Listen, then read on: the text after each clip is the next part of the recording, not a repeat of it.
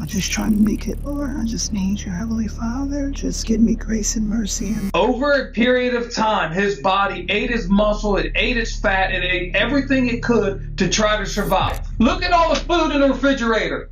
There's no way a young man should ever die from starvation when you've got that much food in the refrigerator. He drinks water. He drinks juice. I cooked for him. I've done whatever I possibly could. I don't understand why he didn't have food in his system. On February 6th, 2024, Springfield Township, Ohio, Tamara Moore picks up her phone and dials 911. 911. My son has a history of seizures. He's autistic, and I went to check on him. He had a seizure yesterday. I gave him his emergency seizure medication. I went to check on him this evening, and he's not breathing. I tried CPR on him and nothing. He's cold. I'm Tamara Moore. His lips are blue. About 1 o'clock, he was awake. And I prepared dinner, and I was bringing it to him and calling him. He's non-communicative, but he can make sound, and he was not responsive. When officers arrive at the house on Bell Green Lane, they follow her down to the basement laundry room. That is where the story she rehearsed begins to fall apart.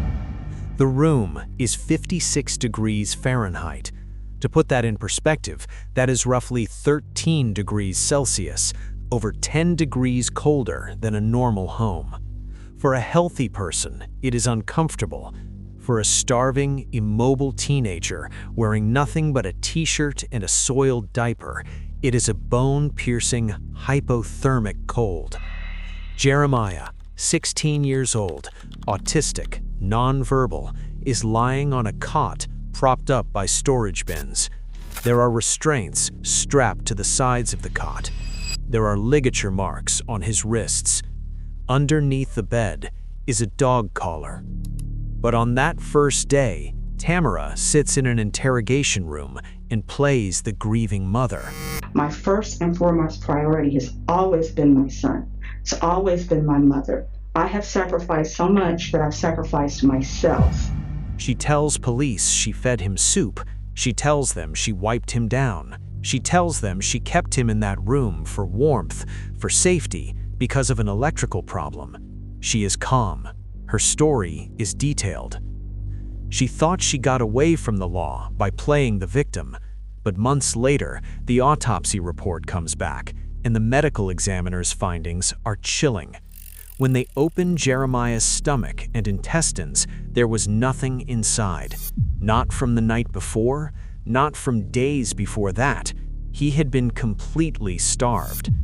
The autopsy also confirms the dog collar found under the bed left marks on his neck.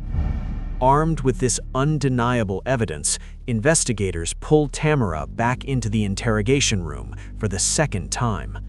Watch how her demeanor shifts and how she scrambles to hold on to her caring mother facade when faced with the medical reality of what she did to her own son. Before we step inside the interrogation room, please take a second to hit the like and subscribe button. It helps push this story out to more people. Now, let's watch her story unravel. I need you, Lord. Just cover me, Heavenly Father. Give me a hedge of protection, Lord. I just need you, Lord. I need you, Lord. I need you to cover me, Lord.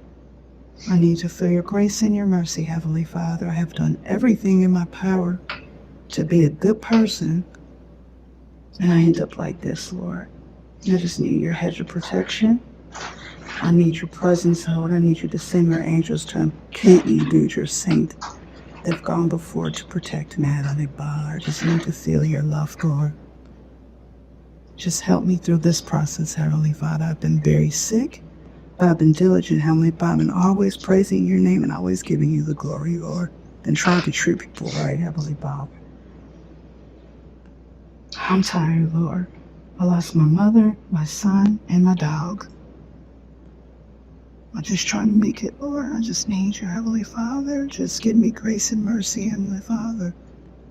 Whatever is true, let it be unveiled, and let everything come to light, Lord. What's true and what's right, Heavenly Father. I need your grace and your mercy, Heavenly Father. I need for you to keep me okay, keep me strong, reach out to my bones, Lord. Help them, Heavenly Father, at my cags, Ephraim. Help us, Lord. Help us, Heavenly Father. I love you, Lord. I give you grace and mercy. I give you praise, even through these trying times. This will be an answer. You will send on those other endure forever and ever, no weapon formed against you shall prosper. I just still praise you, Lord. I still thank you, Lord. All of these officers are touched so they can really unveil the truth, Lord. Be 52 on 53 to be charged with your son to counsel for murder and child endangered. And all you try to do, Heavenly Father, is try to make everything work. I just need you, Lord. You just thank you, Lord, for everything that you've done and everything that you're going to do. Please, Lord, in Jesus' name we pray. Amen. So you understand that you're being charged with murder, okay? You're being charged with murder and child endangerment is what it is. And the reason for that is after our investigation, after the autopsy and everything else, the coroner felt like there was no natural cause for his death. So I want to give you an opportunity to be honest. Sure. Like I can tell you, I know exactly what happened. Okay, I know why he died, how he died, and everything else. I want to give you the opportunity. I know you cared for him. You took care of him his whole life. That was your son. Just tell us what happened and what led up to him dying and how he died. For the most part, I've been very sick. Been taking care of him and my mother the very best that I could. That particular morning, I had to find out some information concerning my mom's, whatever she had. I called my aunt because I was grieving and vomiting violently. I just asked William, can you check on JJ for me? I'm really sick, which I get. I have 3 autoimmune diseases. He said, okay. And what I do when I'm really, really sick like that, I have breakfast bars and applesauce. But he had a seizure the night before. So I was afraid for him to come up the steps because when he has seizures, he falls and he can hurt himself. He'll be walking if we're in the store, he'll just fall out. So I didn't want that. The downstairs is the only place that was heated the best, I thought. But as I researched and went down to clean, William had 2 heaters in the family room, which was pulling the heat. Our heat isn't really working adequately. I didn't say your heat, your furnace. So no, our electricity. Your electricity. Okay. All right, the furnace is fine. It's okay. The electricity. Okay. So I've been calling to get around to see what we could do. And I'm sorry, I'm shaking, I'm freezing in here. Working with people working cooperatively to see if I should be on a list for them to help me get that done. So he went down and he said he's fine. And I've spoken with my aunt concerning my mom to ask her, do you know if she has anything? Can you tell me anything about any policies or anything? We need to get this done. For financial help. Absolutely. Okay. And crying. It's still grieving the loss of my mother. We just laid her to rest in December. She passed of natural causes. So anyway, later on, she said, well, can you get down the steps? I said, yeah, I need to check on him. I made him something to eat and I called for him, but I was like, I remember, I don't want him coming up the steps because if he has a seizure, which he has done, he can fall down the steps.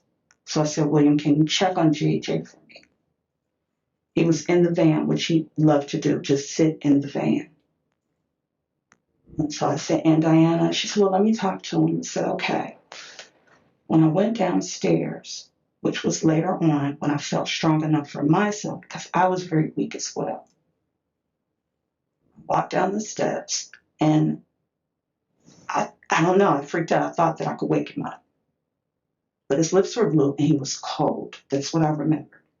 And I just freaked out. I just wanted my baby to wake up. I just wanted him. And so I don't know what she said. I don't know what I said, but I said, I'm out to get William to help me wake him up. I went to the car. William, something's wrong with JJ. He's still sleeping. I didn't know that he was gone. I didn't know that he was gone. Mm-hmm. I said, so let's start. Look, I performed CPR on my mom, but I was like, I need some help. And he just sat in the van. He just sat in the van. And I'm screaming outside, I need help. I need help with him. He comes in casually and he goes downstairs. And I didn't know what to do. I was like, I have to call my mom. I thought I had to call my mom, and my mom is gone. I had to call my family because I wanted him to wake up. I didn't know. My mind wasn't right. And I called my cousin and he said, call 911. I said, I forgot to do that. I don't know what's going on. William was like, I don't know what happened. And I said, is he still alive? Is he still alive? And he said, I don't know. I don't know, Tammy. They wouldn't let me go back downstairs to hold him. William wouldn't? Okay. No. And I came back upstairs and I called 911. Still hoping that maybe he could still be alive. Still hoping that maybe he could still be alive. I would never do anything to my son. Okay. Let me ask you this. Let's back up just a little bit. Sure. Because what we try to do, obviously, whenever there's anything like this happens, we try to create a timeline. Mm-hmm. And some of the things that we know from the coroner and some of the things that you've said sort of contradict each other. Mm-hmm. So I'm trying to create a timeline. And looking at your phone, that morning you were making a lot of calls. Well, I know you called au pairs and you were calling some investors that. Not investors. Well, somebody was trying to buy the house. Is that correct?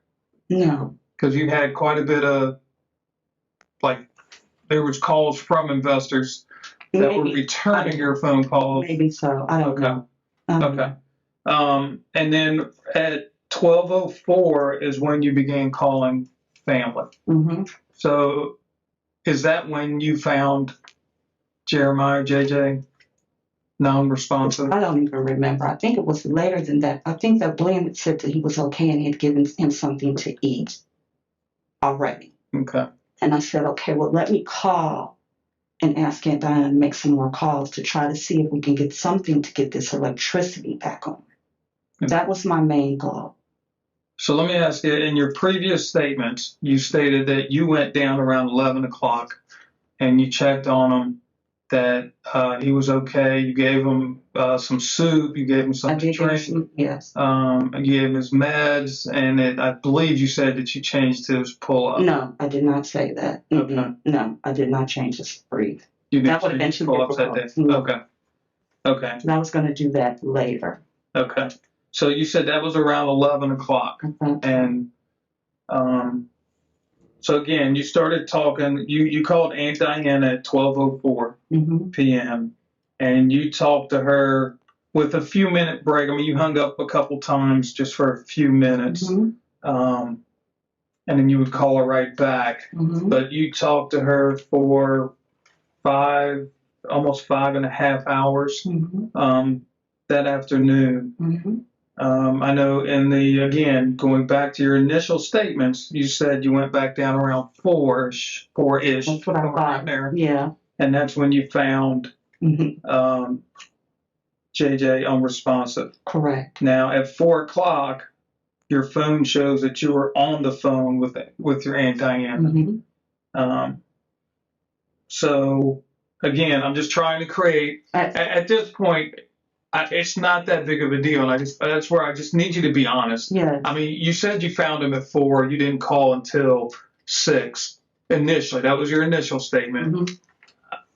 It's my opinion, through my investigation, that you probably found him around noon, and that's when the No. phone calls, because I don't know. you made 15 phone calls between noon and calling 911. No, I did not find him that late. I thought that William had checked on him. I was calling family members to kind of find out how I could either get this household or get the electrical problem.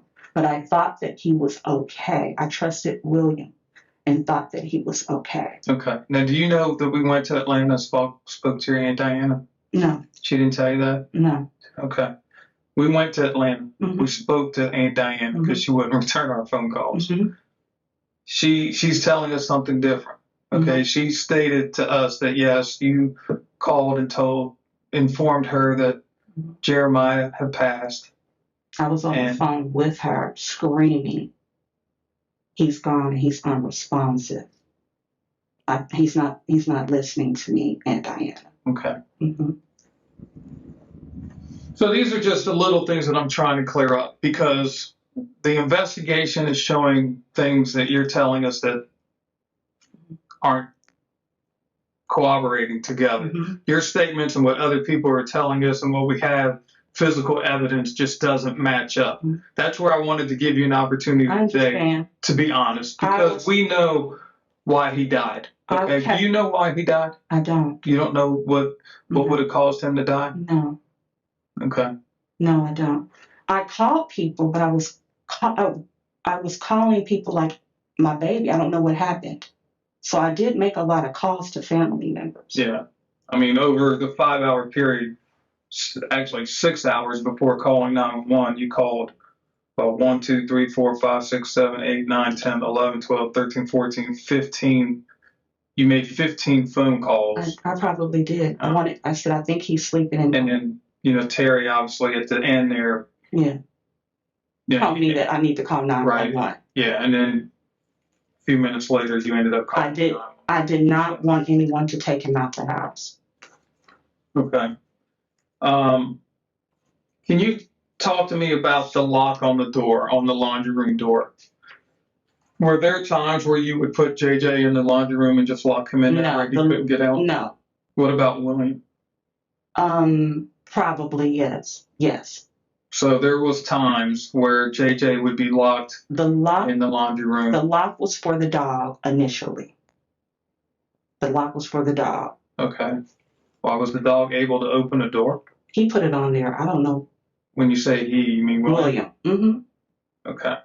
Because it doesn't make much sense, to be honest. I mean, I'm not. No, it doesn't. I'm just trying to figure out why the lock would be on the outside of the door. I don't. He put a lock on the dog. Now, sometimes when the door knobs are like the vertical kind where they can reach down, okay, I would understand it. But this was a knob that you would have to turn. I understand, but I never locked that door with JJ in it. But your statement is there has been times where he has been locked in that laundry room. William would. Okay. Do you know for roughly how long or why you would do that? I don't know. I just kind of surmised. I didn't see him do it. But when I went downstairs and I realized that he could perhaps do that.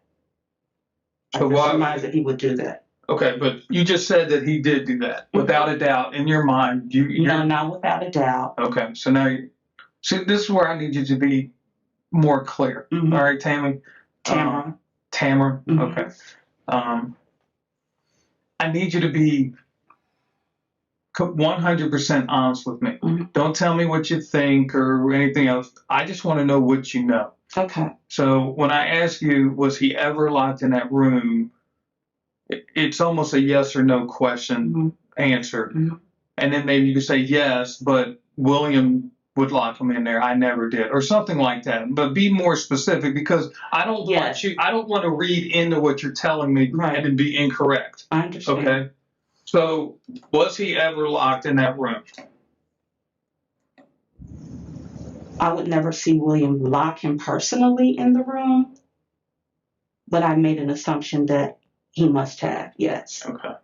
So you never went down there and found the door locked? I didn't. Or, No, okay. Now, did William sleep in the basement? he did. Okay, in that bedroom to the Mhm. right of there? Hmm. Okay. And you don't know why he would have put that lock on the outside? I do not. Okay.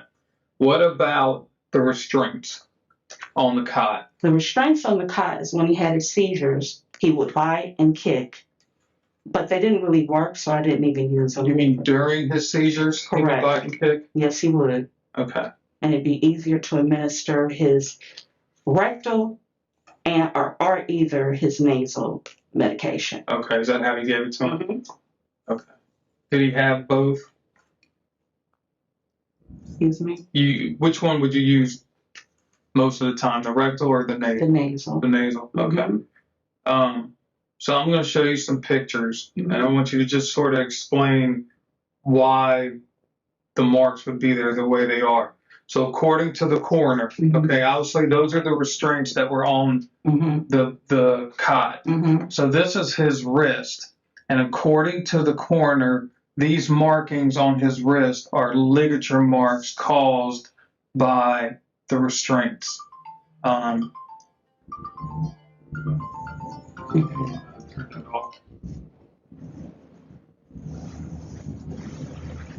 Can you explain that to me? I can, but we didn't use these. I quit using them.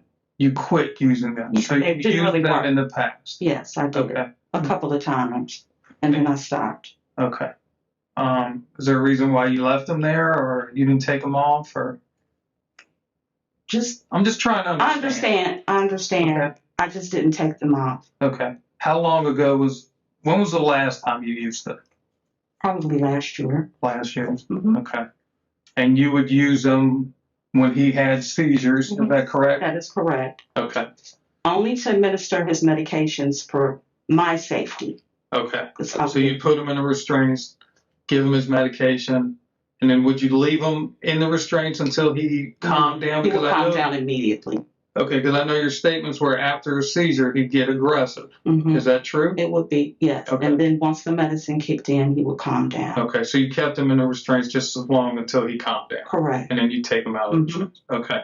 So he never was left in the room No. with restraints Never. on him or anything like that? Never, ever, ever. Okay. When he would get aggressive, would you put him in the laundry room and lock the door? So he Absolutely couldn't not. come after you? No. Or William? No. Okay. No. Okay. So let me ask you this. I know you had a dog, Mhm. and we found this dog collar right underneath the head of his cot. Mhm. Okay. And again, according to the coroner, these ligature marks on his neck match up with the same size of the dog collar. So, I never put a dog collar on him. JJ would scratch himself. okay. Okay.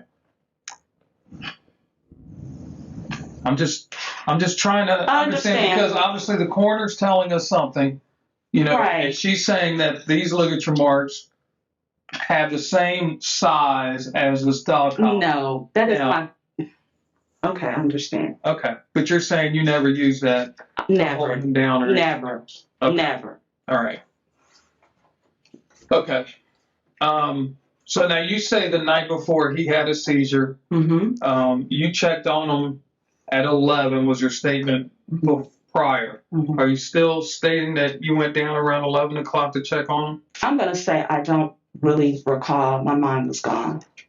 Okay. So you don't know, did you ever go down to check on him the I day did. that you, I did. okay. Do you roughly just, I don't know. During the conversation with somebody, probably my aunt, I don't recall. That day was horrible. I understand.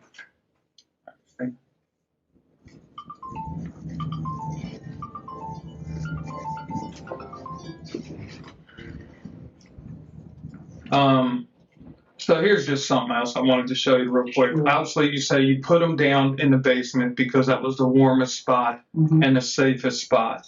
When the coroner got there, and I will be the first to tell you, we did have the front door open for a few minutes to try to air it out a little bit because the smell of the mothballs was getting to us. So this was the ambient air temperature of the laundry room when the coroner showed up. Mm-hmm. So obviously, it was 56.4 degrees in the basement. Mm-hmm. And then we know you had that fireplace going upstairs. And when we looked at the thermostat on upstairs, it was like 74 degrees upstairs. Right. It doesn't. It goes in and out, the electricity. So Okay. my room is freezing. That has been the only room Your room upstairs? upstairs, Okay. that stays warm.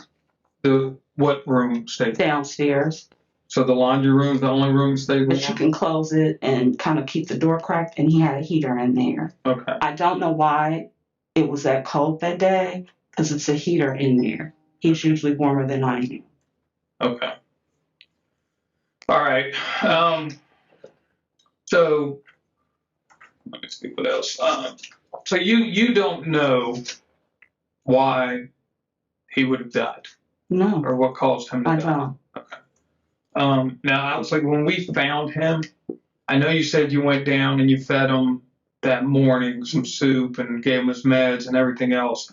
When we got there at 6 o'clock, I don't know if you remember or, I don't. but the condition of the cot and the condition that he was in was pretty bad.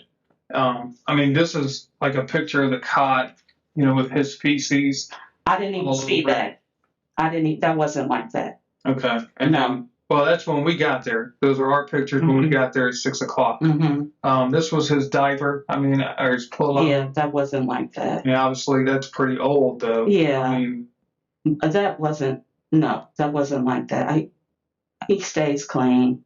I take care of my son. well, the thing, and again, I'm trying to understand because when I look at this picture, I see something that, in my opinion, had to be. I mean, honestly, I'll be honest. This looks like it's been on him for days. No, no. I mean, with the dried up I see that. feces, No, everything else here. no, Okay. no. So when was the last time you think you changed his? The day before.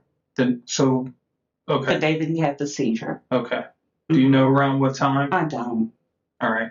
Because again, I'm not trying to upset you, but I want you to understand why I'm asking you these I questions. understand. Obviously, that's what was on the cot. I mean, the cot was pretty bad. So I'm just trying to get a better understanding, help me understand. Mhm. Because when I look at these pictures, I think, okay, his pull-up hadn't been changed for days. No, it's never I been. mean, he had feces all over him, his shirt, his arms, his hands, his legs. When I went down there, I don't even remember seeing any feces on him. I don't know where my mind was, but I don't remember that. When I remember rocking him, I don't remember seeing any feces on him. When you say rocking him, can you To try to wake him up? Okay. So when you went to go wake him up, do you know what rigor mortis is? I do. Okay. So, rigor mortis is when you're stiff. When you rocked him, was he stiff? I can't tell you. You don't remember? No, I don't remember. Okay. But he is always kept really clean, changed. He's never had feces on him. That's never been part of what I do. Okay. I've given everything to him and tried everything to take care of him. Now, I know in the interview, the first interview you gave us, you mentioned how you've sacrificed your life. Yes. You felt like you sacrificed your life. That's what parents to do. be able to take care of JJ and your mother. Correct. And I would do it again. Okay. All right. There was no, I'm just done. I can't do it anymore. Never. My whole process was get the house cleaned up, but we couldn't get any electricity, sell it, and me and JJ go into something else and live a better life. Okay. So I'm just going to show you these pictures. Obviously, there was electric in the house, correct? Mm-hmm. Because the refrigerators were working. Mm-hmm. And obviously you had tons of food in multiple refrigerators. Those are not mine downstairs. Those are not mine. The refrigerators are not mine downstairs. Those are Williams. Okay. So you didn't share food together, or? No. Well, I'm just asking. So the food in this refrigerator, William wouldn't eat? Yeah, he would eat our food, Okay, But he had his own food. Okay, so he wouldn't allow you to go down there and eat your food. No. But your refrigerator you had plenty of food, correct? Yeah. So that wasn't an issue No. when you couldn't afford food or anything like that. I was struggling. My aunt and family members would send food, but Send food or just send money for food? no, Instacart. Especially when my So mother they would had. order it Yeah. like Kroger's or something? Mhm. Okay. But food wasn't an issue? Never. Okay, so that wasn't a problem. No. So if I tell you that JJ, the cause of death for JJ was that he starved to death, would you be able to explain that to me? Why? I couldn't explain that. He ate all the time. Well, I know he had pica, so he wanted to eat all the time, Yes, right? he had pica. Yeah. Did you have a funeral for JJ? Was there a funeral? No. Okay. What did you do with his body? He's been urn. He's been cremated. Okay. So again, we believe that the cause of death was starvation, which means that he wouldn't have eaten anything for, if not days, weeks. And he would have been very weak there at the end. Let me finish real quick, because I want you to understand what we know, so you can. I honestly I think you know the truth. I don't. You know the truth. I don't. And I want to give you the opportunity to be honest. Sure. Because we know the truth. And the truth is that he hadn't eaten or drank anything in days. That's not true. If not weeks. That's not true. So towards the end of his life, he would have been very weak. No. He wouldn't have been able to get up and walk around. That's not true. That's not true. That's absolutely not true. And let me say this. I was struggling financially. My aunt helped. I got $15 a month in food stamps. William ate and got food stamps on his own and did what he wanted to do. When he was going to Children's Hospital, they changed his medication because JJ's appetite decreased. I would give him food all the time. Sometimes he would want to eat and sometimes he wouldn't. I had an appointment coming up the next day to talk to a new neurologist to kind of see, well, where are we at with his weight? What can we do to increase it? What can I do? With his weight? Yes, with his weight. But I've never So did you notice a weight loss? I thought he was gaining, and then when my mom passed, I saw him. It was a concern of mine, yes. Mm-hmm. I put it out, and he would just not want to eat, and I thought maybe he was going through some kind of depression. But not eating, not for weeks, no, that is not true. That is not true whatsoever. That is not true. Okay. So let me ask you, when your mom was alive, was she the primary caregiver for JJ? Like, no. Obviously you couldn't drive, correct?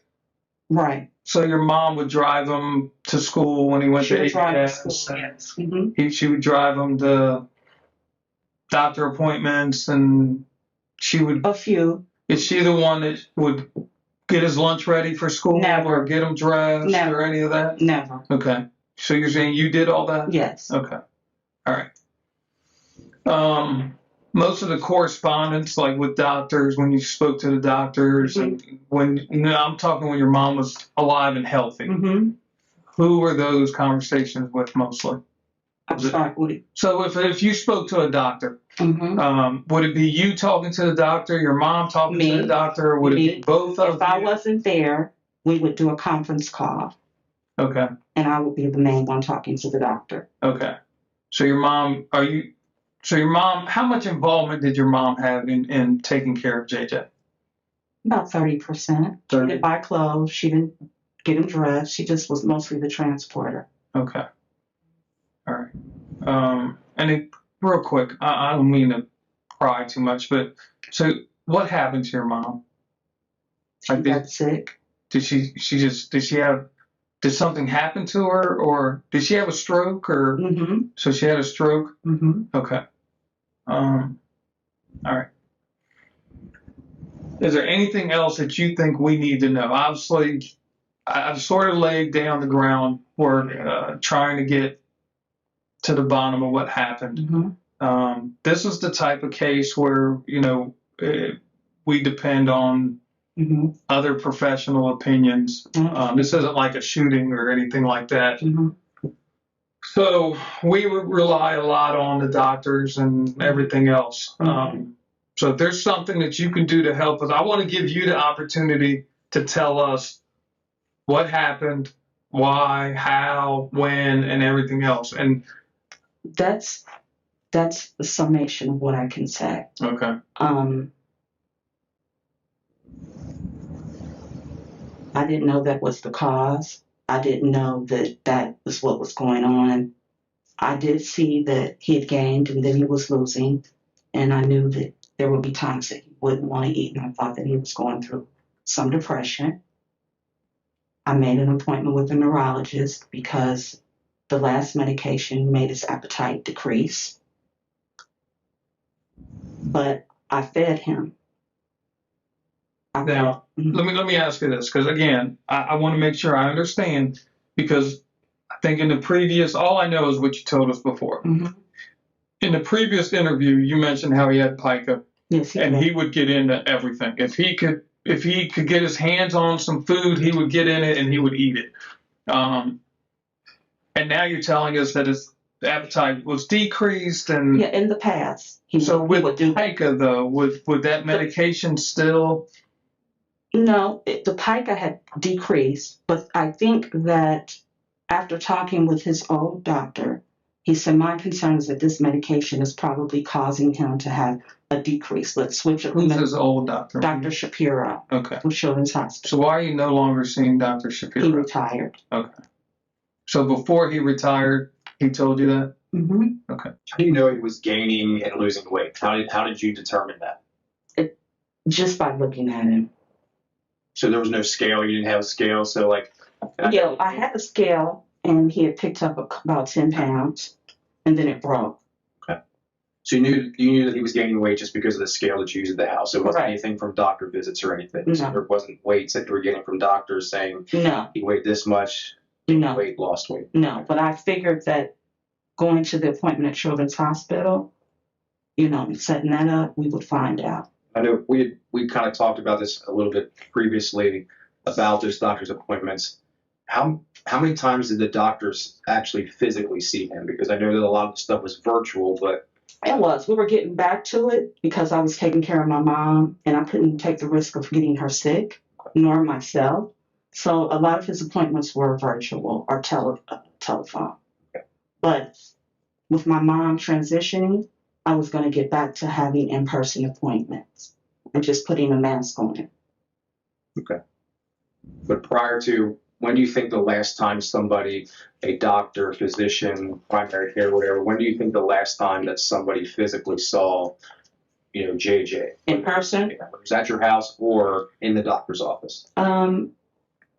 Last year, sometime maybe in the beginning of the year, Dr. Shapiro saw him at Children's Hospital in Liberty Township. What was that? I'm sorry. When did you say? That was last year. Last year. I believe. I'm not certain. Okay. Can we talk a little bit about, you said that you tried to do CPR. Not on him. Not on JJ? No. Okay. And that was something that we talked about, that you mentioned the first time, was that you tried to do CPR, but you didn't do I don't CPR. think I did. I think I was just rocking him, trying to wake him up. Okay. Gotcha. And William didn't try to do CPR on him that you were aware of or that you saw? No. Okay. Not to get too personal, but why did you kick William out? Let's not use that term. But Okay. Why did you ask him to leave?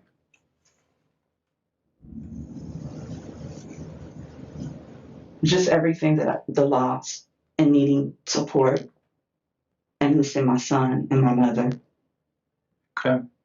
I know I'm going to go back to the first interview again, and I believe it was Lieutenant Wilcher here that asked the question about discipline and William disciplining JJ. Mm-hmm. I will tell you, when I watched the interview, there is a eerie cause by you. Mm-hmm. And I'm not sure if you were trying to protect William but I'm going to ask you again, when it came to discipline or anything like that, abuse, I know there was one time where JFS was called for some sort of abuse No, from William, stating that he pushed him down. no, there wasn't. He would trip him and push him, and There wasn't any. there was a lot of yelling. There is. I can tell you there is. Oh, okay. Okay. There is a complaint that JFS investigated. Now, they found it to be unsubstantial, but I want to give you an opportunity to, let's go back to the disciplining from William. Yes. How would that happen, or what happened there? And at this point, there's no reason to protect him. I understand. I wasn't protecting him. I think that I'm in shock. Okay. I know that I'm in shock. I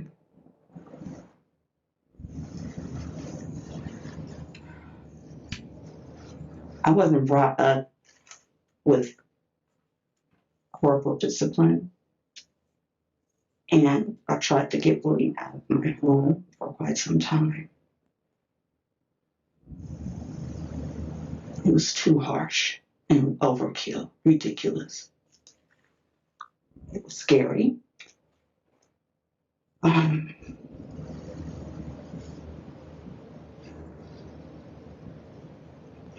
shaking. I'm cold. Sorry, if I had something to give you, I would. But I have The heat to kick on a little bit. I feel like we turned it up, so I think it's going up a little bit here. I have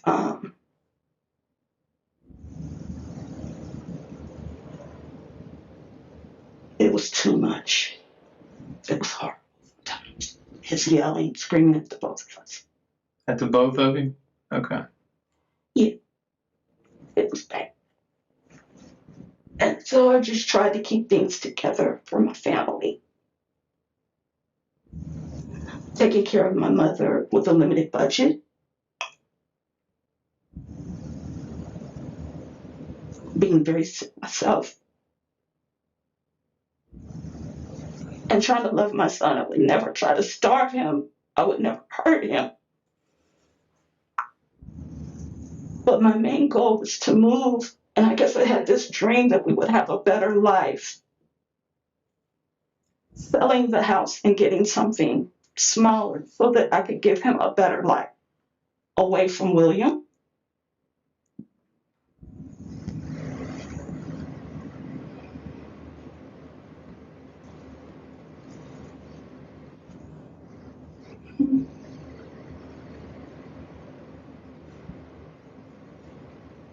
But that's the two most important people in my life.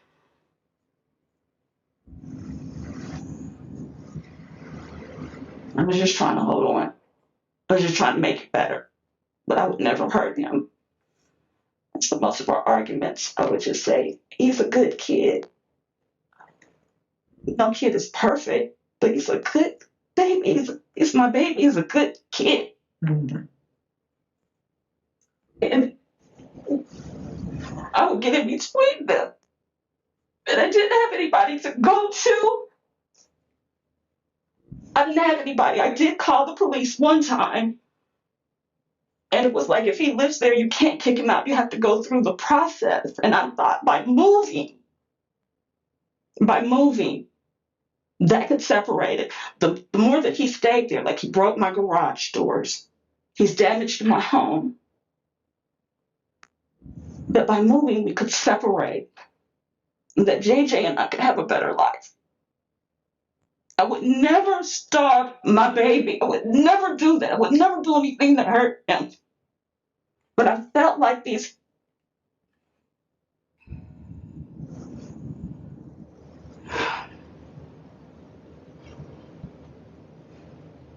You felt like what? Say it. I felt like I was trapped. I felt like me and JJ were trapped. I put a dog collar on my son. I changed him. I loved my mother. I don't have a track record of anything. I went to school, college, I got sick. But my main goal was to keep my family together and to love them and give them the best quality of life that I could. I just didn't understand what was wrong with him, and I just wanted him to go on with his life. It felt like a nightmare. You're talking about William. I'm talking about William. Okay. So you had all this go on. You know, your mom died in late November. Your dog died in January. JJ died in February. You know, now you're in an abusive relationship with William. I know you said it a few times in the first interview. You were just tired. That's a lot. It's a lot for a person. And sometimes people get to their breaking points. Okay. I'm not saying you didn't love JJ. Okay. But people get to their breaking point sometimes. And sometimes they just don't know what to do. And they make irrational decisions. Not that you're a bad person or that you're not educated or you're not smart, but you were at the end of your rope and you didn't know what else to do. Because everything that we've investigated, okay, and I'm probably shouldn't even tell you this, but bottom line is he starved to death. He was not fed for days, if not weeks. That's not true. It is true. It is. You can't say it because here's the difference. You can say that, but the evidence, there's no doubt, there's no fighting the evidence from the autopsy. Okay? There's nothing that you can do to change the fact of what we found in the autopsy. Nothing. Sir, I'm telling you that I fed my son, that he ate, that I didn't starve my son. You said you fed him that day. You said you fed him food that day. William supposed to fed him that morning, and then I fed him. When you all came, I had food out there waiting for him. Well, I will tell you that between the two, whether you or Williams, whoever, it was our understanding that he was fed that day, that he was given food around 11:30, that he was given food, soup to eat, and that he was fed down in the laundry room where he was. Yes, he had soup, tomato soup. And so that he was given food, that's the part that Detective K was talking about, is that the evidence doesn't support that you fed him because there was nothing in his stomach. I don't understand that. I fed him. And I understand that you don't want to understand or you don't want to believe that. But that's the part where we're trying to ask you about how things were. And if you were at that point, when he's talking about the breaking point, is there something that just in your mind you said, I can't do this? No, I took pride in loving and caring for my son. But let me ask you this. I know that you talked about how you didn't go to the basement very much because that was William's bedroom over there, but you had a hard time getting up and down the stairs sometimes. How do you know that JJ was being fed? Were you making the food, which is what you're telling us, that you took care of him? Yes. And then William's job was to bring it to him? Yes. Is that usually how it works? Yes. Okay. And then when they were done with food, who cleaned up? Who got the dishes or brought it up or anything along those lines? JJ will bring it up, and then we'll get a shower and we do our work. Okay. But there's a history of me always feeding him. There was no breaking point. I took pride in whatever I had, making sure that he ate. Did you see that he was eating? When I called him in the evenings, in the afternoon. I didn't know, like, did you see him physically eat? Did you eat with him sometimes? Did you go in the room and watch him eat? Did you eat him? I would eat with him. Did you have the ability to, did JJ have the ability to feed himself, use a spoon, a fork, yes, he did. Where he could feed himself? All that stuff? Okay. Yes, he did. And that's what I'm asking you, if, you physically watched him eat his food. Yes. But the food that he ate that day, you did not see him eat. I did not. Okay. But did you see him eat the night before? Yes. And then did you see him eat the day before that? Yes. There's still no food in his stomach. There's nothing in there. There should be some food in there. Well, again, I understand you want to believe that, but we're telling you that. I understand that. Medical professionals who do this for a living and examine JJ, there's nothing there. There's nothing in his stomach. Not only is there nothing in his stomach, but there's 21 feet of intestines that there was nothing in also. I don't understand that. So what we're telling you, this is where I tell you, like, there's no disputing it. Mm-hmm. Okay, we have physical evidence that you can't just say, well, I don't care what that says. I'm telling you I fed him, because I'm telling you you didn't feed him. Okay. And I'm telling you I did. Well, the evidence shows otherwise. Okay. And I will be honest with you. I want to be respectful. I understand you're going through a lot and everything else.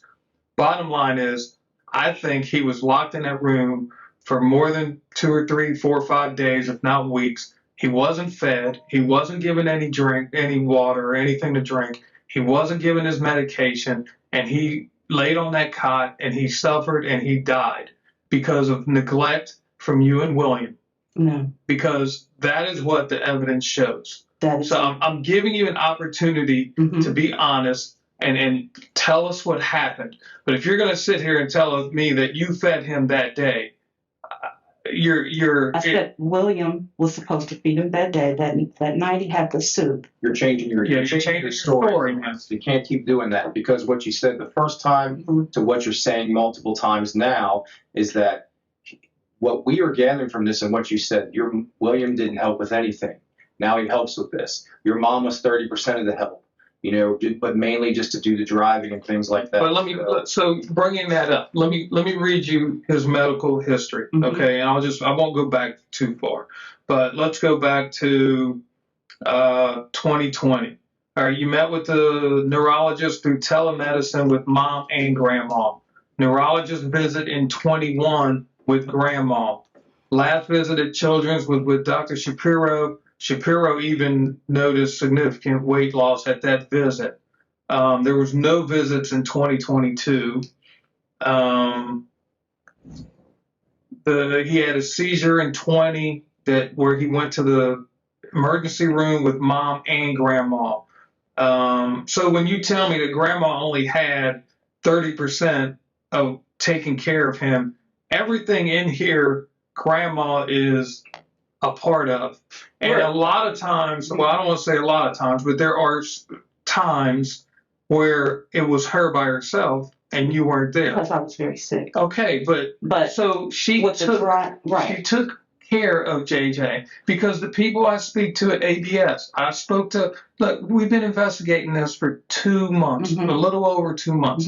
I've spoken to everyone that knows JJ, okay? And when I speak to his school, the people that dealt with him at school, it was grandma. Grandma's who they dealt with. Grandma was who picked him up. Grandma's who made their lunch. Grandma's who, did everything for him. Not that you weren't a part of it, but grandma was the one that was driving. She was the one taking care of him. She was the primary caretaker when she was healthy. She was not. She was the care. She would take him to school. I had him on a very strict diet of no gluten. I bought his food. I made his lunch. I bought his clothes. She got in the car. I gave him a shower, got him ready, and that's how it was. She was with me because she was my support system. I was at every ETRs, IEPs, and she was with me. So that is not the truth. So I think she's more involved than just 30%, what you're trying to say. So no, she wasn't. But I appreciate what you're trying to say. We're going to agree to disagree. She wasn't. Okay. Let me ask you this real quick too. I mean, we talked about JJ having some type of caseworker or manager for him as well, and that I know that he didn't know who it was or anything like that. Do you remember the last time that anything with case manager or anything like that did anything? I don't. Okay. Did people reach out to you and offer things, or no? Did you ever talk to anybody, or no? At one time when they had a scholarship where I could get respite, but that ended before COVID. Okay.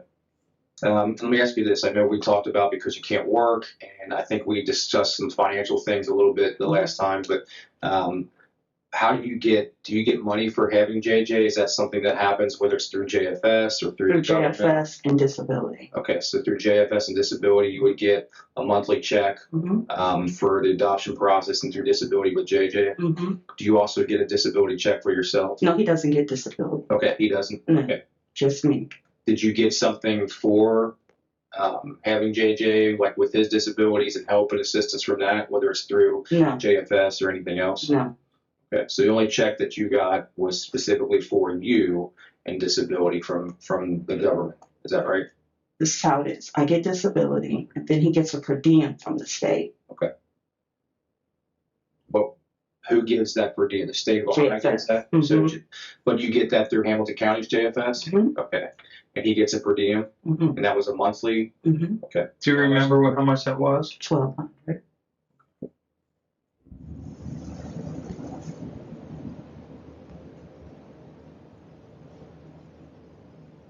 And then for your disability, what were you getting a month for your disability check that you were getting? $900.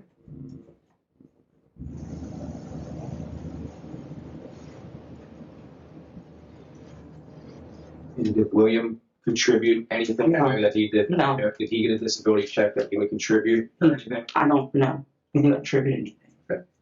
Is there any other financial assistance that you would get from anywhere? I know you mentioned that you would get some food stamps or anything like that, but it didn't seem like it was very much. That's it. So. Okay. Did you get anything as a result of, I know that you were talking about retirement stuff with your mom. Did there anything start coming through with that? No. Was anything from that end? Okay. Just enough to bury her and a $200 check. Okay. So you did get, there was a $200 a month check that was No. coming, or just A $200 check. For one time? one time? And then, so when we were talking about ABS, and I know that we talked about how that was one of the places that JJ went to. What was the reason he stopped going there? My doctors wouldn't allow me to let him go there because of my health. So the doctors wouldn't let you? Okay. It didn't have anything to do with JJ? Nothing to do with JJ. Okay. It wasn't from, he didn't have a behavioral issue that said that they wouldn't let him, they didn't kick him out of ABS or anything like that? Okay. And if you told me that before, that he was kicked out because of behavioral issues, because of him having a temper. I'm sorry. You mentioned that before, that he was kicked out of ABS. No, I did not. They wouldn't let him back. I didn't. I didn't ever say that.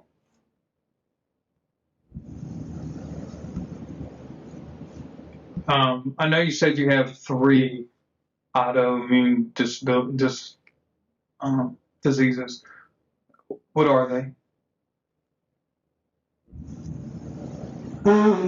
They're very serious.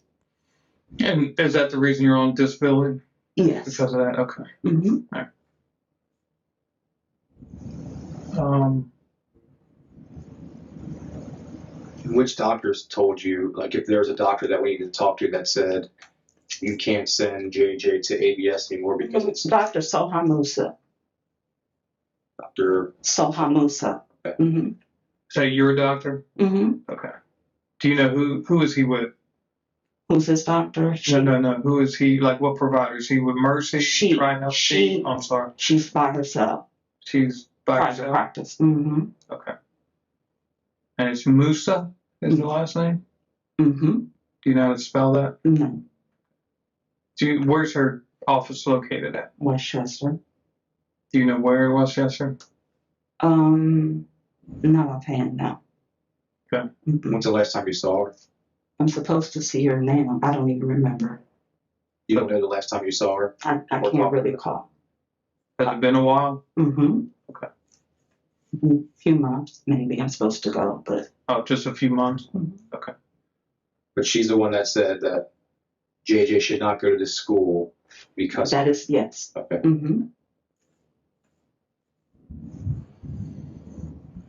Okay.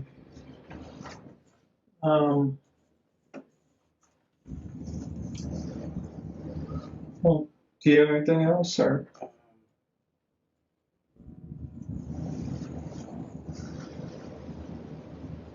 No, I think one of the other things I kind of wanted to clear, I mean, I know you mentioned that JJ being downstairs because you thought it was the warmest place. Mm-hmm.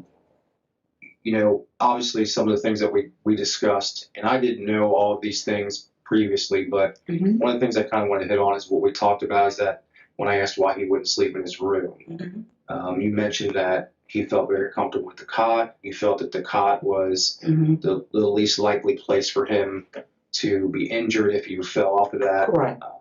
and that his bed was too high. Mm-hmm. Where was his bed in his room?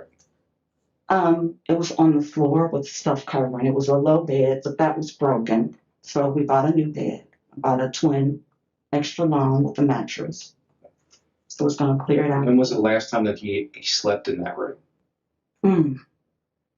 Probably about almost a year. So he's been sleeping in the basement for about a year. He's been in my room with me. Mm-hmm. He slept in your room with you. Mm-hmm. And again, I think we talked about this too. That was JJ capable of going to the bathroom on his own? He didn't need you, but you kept the diaper on just in case there was accidents, or he never had a bowel movement on himself. I made cutouts so that this would be covered and he could have a being. But so he would urinate. He'd let you know. He could walk up the steps and go to the bathroom on his own. Okay. He would let you know. He would let you know. How would he let you know? If he was in the basement, how would he let you know? He would say boo boo. Okay.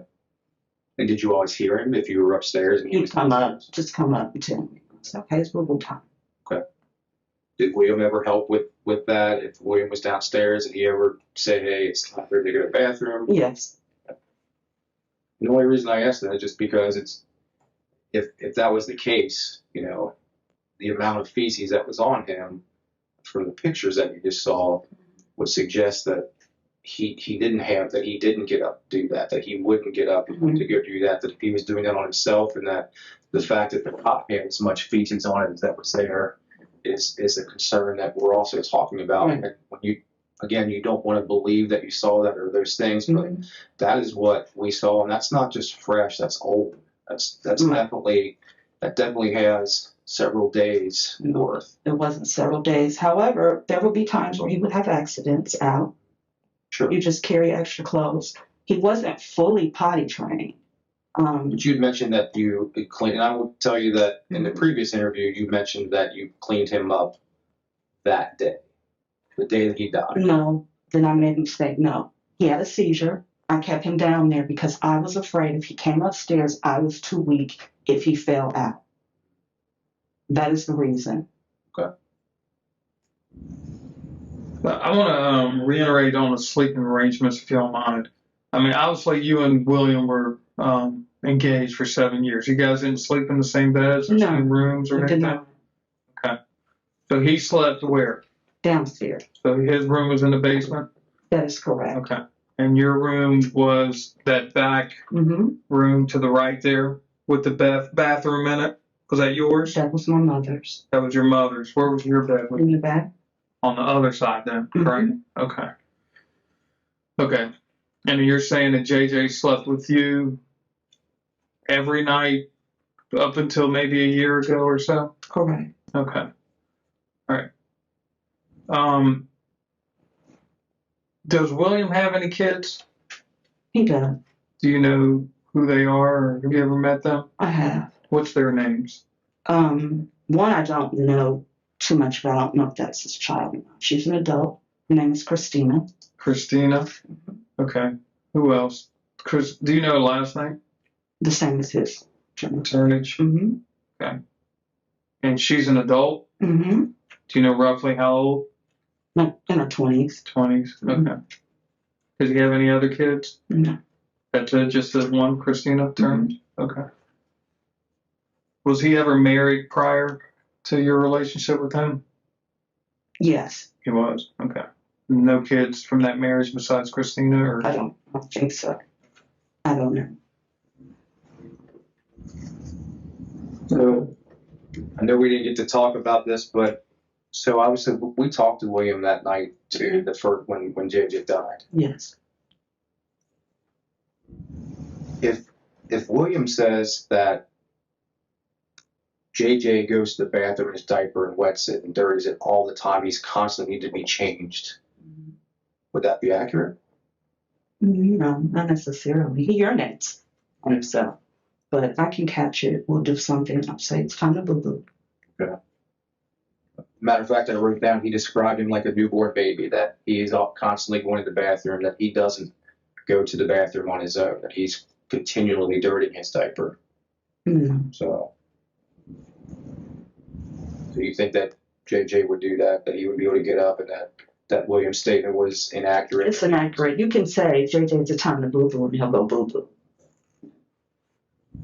The other thing, too, is that he mentioned that JJ had to stay in his room because if he didn't, that he would get into things and he would constantly get into stuff and would eat, and they had to do that to keep him, he had to stay in his room to keep him from getting into things. And that wasn't necessarily true. That's not the reason that there was a lock on the outside of that door. I don't know why there was a lock on the door. He said it was to keep the dog from getting out. I don't. Well, what about his bedroom that's upstairs? The one that you said that he hasn't slept in for a year, and that's his bedroom. Why was there a lock on the outside of that? There's a chain link that goes across that. Why is there one on that? That was like that before we had foster kids many years ago. My mother did that. Your mother did that? She did. Who'd she do that for? I can't remember. Does that seem like, I mean, I just want to know, does that seem like something normal that people would do, that they would put a lock? It did, and the caseworker said it, no, so we didn't use it. But they didn't make you remove it? I don't think so. I mean, it's still there. Yeah, So, I mean, obviously yeah, they didn't. no. But I mean, if I was a caseworker and I didn't want you to use it, I'd ask you to remove it. Right. Otherwise, I have no way of knowing if you did or not. She just didn't feel safe with a particular teenager. Okay.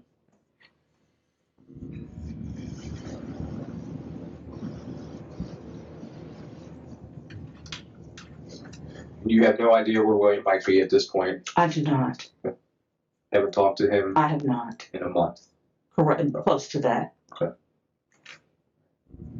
Let me ask you this. Mm-hmm. Do you feel like you've been honest with us to this point? I Do you feel do. like you've been honest with us? And I do. while I know that you believe that certain things that we're telling you can't be true, I will tell you that we're not here lying to you about anything that we've discussed today. That these are things that you will hear again, and these are things that will be provable by whoever you discuss things with after this, whether it's your attorney, you see anything else, but these are things that you will see again and hear again as a result of us telling you this. Now, there's probably a few other things that we haven't discussed or talked about, but I will tell you that we're not here lying to you and trying to get you to tell us something just to say you did or didn't do anything. We're here telling you that this is the chance that you have to be able to describe as much as you can, honestly as you can. And right now, I'm having a hard time believing that you're being honest with us. And I kind of went through that the first time I talked to you, is like, we need to be honest. And honesty is the key for how this works and going forward from here. And again, you're college educated, you're smart, you understand how this works. But if we go forward from here, and then we continue to investigate, which we will. We'll continue to investigate. And I can tell you right now, there are things that you told us in the first interview that we discussed things, and things you're telling us now, they contradict each other. I will tell you that there are things that you told me that just flat are not true. And those are things that if you want to try and keep digging that hole of, I didn't do this, I didn't do this, I didn't do this, there's not going to be a way out for you down the road. Because after today, I don't think that you'll ever talk to us again unless you're going to leave here and walk out of this room and you're going to go to the Hamilton County Justice Center and go see a judge and you're going to talk to an attorney. And unless you have a change of heart and a change of mind that says, I need to be way more honest than what I was, you're not going to talk to us again after this. So if you're comfortable with us walking out of this room right now and you feel like you've been honest with us all the way through with everything and that you haven't held back, then we'll accept that and we'll move on and we'll go forward. But as you sit here, you know that we've charged you with some very serious crimes, that the grand jury has heard this and has indicted you on these very serious crimes. And moving forward, it's going to be up to you to try and figure out if you can disprove the things that we just said. And I don't know how you disprove what a coroner says about somebody having no food in their stomach and they died from starvation. Mm-hmm. Is a horrible, painful, suffering death. Okay. That is what JJ went through. And for someone that has done everything in their life to care for him, that puts everything ahead of him, I don't believe that you're telling us the truth right now. I am, and I do. Okay. That's all you have to If you have say. any other questions, I will answer them honestly if there are more questions. But I just don't think that you are. I think you're leaving things out purposely to try and make it seem like you weren't neglecting him, but there's obvious neglect. Those pictures are neglect. Him not having any food in his stomach is neglect. I don't understand that, and that's the honest to God's truth. I don't understand it. I'll be honest with you. Neither do we. I And understand. it's very tough for us to sit here and think that someone could not feed their child, that someone would not take care of them, that someone possibly locked them in a room, not just in a bedroom. Again, I could maybe understand a little bit about the bedroom and with a lock on there, because if you're concerned that if he gets out, you guys are sleeping, and he might go out, he could get into things, and you're concerned with that.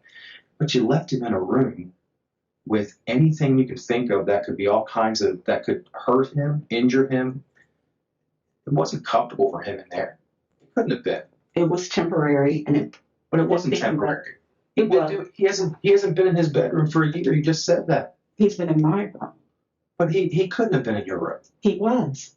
You just said that he had to be down in the basement. You couldn't go down in the basement because it was colder. When it got colder, he was down there because I didn't have adequate heat. There's plenty of adequate heat upstairs. So that's another thing that we have a hard time with. That there was adequate heat. There was the ability to do those things. And then we talked about it. As a matter of fact, I remember you got a little frustrated with me when I asked you about you telling me how you had to use an extension cord to run things upstairs and to do whatever, that this is only, the electric only worked in certain areas. It goes out. Right. It goes out. And I in my room. And I understand that, but I will tell you that the entire time that we were there, we spent a lot of time at your house, taking pictures, investigating, searching, and everything, and nothing ever went out. We actually came back to your house again, and I still don't think there was anything out. So when the frustration that you had with me when I asked the question about why wouldn't you just run the extension cord upstairs to heat the upstairs in your room, you got very frustrated with me about that particular question. We did, but William uses the electricity from the car, and he was running 2 heaters in the downstairs, which pulled, and it would knock everything out upstairs. But not while we were there. That wasn't happening while we were there. Listen, he wasn't in the van running it, and he didn't have on the heater downstairs. So no, it would not. It would not. You can't even turn on a microwave and a burner at the same time without the power going out. I mean, like I said, we were there. I feel like there was a fair amount of lights and electric, bathroom, kitchen, and everything else. I want to be able to understand. But You also asked me why didn't I go to my family to get help for electricity as well. I remember that. I recall. I did ask you. I believe I did ask you that. Why didn't you just ask your family if they could help you with the bill, with the payment, or anything? And they put you up at a hotel for. They did. I was in a hotel for 6 weeks. So I was in a hotel. We were. And I believe me, I understand that. So during that 6 weeks time period, then you came back to the house. In, was it December? You were there from December to January. It was January. You were there from December to January. So I don't know what happened, but that's the part where we're trying to figure out how all this went from you were at the hotel, needed help with electric, all those things, and then now JJ's not getting fed. He's dehydrated. He's starving. He's not being taken care of. Those are that's what we're looking at here, and we're seeing. It's very difficult to try and understand that. And how are we supposed to explain something? Because while as much as we try to prove that somebody did something wrong, we also need to be able to have the answer to show that somebody was doing something right. And that's what we're asking you. And you're telling us that you did all these things, but there's evidence that suggests you did not. I did. I fed my son. I gave him food. I don't understand it. Do you have any questions for us? Where do we go from here? Where do I go from here? Tamara, can I ask you something? Yes. Do you have any regret or remorse or feelings of, I could have done better? Or do you even feel like maybe I screwed up? Things got too out of control. Things got too out of hand. My life was spiraling. I was in a bad relationship. I needed to get out of the house. I lost my mother, all these things going on.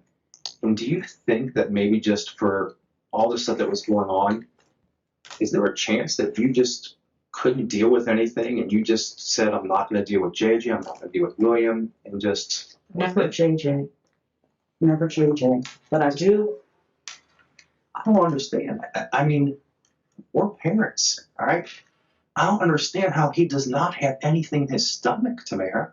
He doesn't have He doesn't have anything in his stomach. He doesn't have anything in his intestines. He's covered in feces. This is a kid that can't take care of himself. He needs you to do this. I understand. He needs you. I understand. He needs somebody to do this. He laid on a cot and suffered. He suffered horribly. My heart is broken for him. And you're supposed to be his mother. You're supposed to be the one that takes care of him. Tell me why. Tell me. I don't know what to tell you, but that I've given and I loved and I fed him and I did everything that I could for him. But you stopped at some point. I did not. You had to have. I did not. You had to have stopped. I did not. You absolutely stopped. I did not. Then why does he not have food in his stomach? I don't understand. Why did he lose the amount of weight that he's lost? I don't. Why weren't you getting him to the doctor? Why weren't you letting him see people? I had to depend on transportation. What do you mean see people? Why wouldn't you let him see the doctors and go physically get there? Go to those places. Let him not be in school and interact with other people. I explained that to you. We were getting back to that. Do you think that doctor that you tell, you think she's going to tell us that she said that? Yes. Do you think she will tell us that? I do. Yes. Okay. I don't necessarily think that would be the case because I feel like with today's society and medical advancements, I think people can do a lot of things that don't need them to do that way. But I, and Detective Ko and anybody else does, but we want to know why. We want to know why things happen. Sometimes we don't get the answers, and I don't think we're going to get those answers today from you either. But you don't even seem sorry or upset or have any remorse for what's going on. And the fact that we're sitting here telling you that the child that you adopted at the age of 11 months suffered for the better part of at least a couple weeks, if not longer. And was in a basement in a room that had nothing but chemicals and cement, and the best place for him to be is all this. None of this makes sense to me.